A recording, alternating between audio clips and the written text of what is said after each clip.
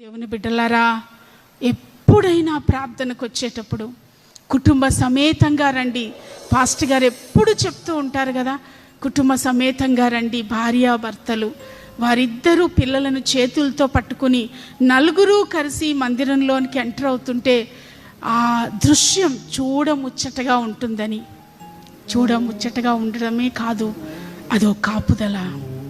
Praise the lord.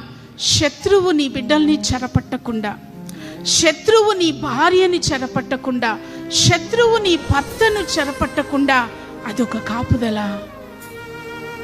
అమాలేకీలు రానే వచ్చారు. వారు నివసించిన స్థలాన్నంతా కాల్చేశారు. దావీదు గారికి కలిగినదంతా కాలిపోయింది.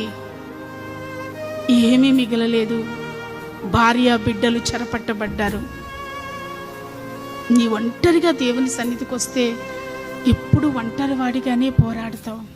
అదే నీకు తోడుగా నీ కుటుంబం ఉంటే, నీకు తోడుగా నీ బిడ్డలుంటే ప్రతి విషయంలో సాతానుపై జయం జయం జయమే.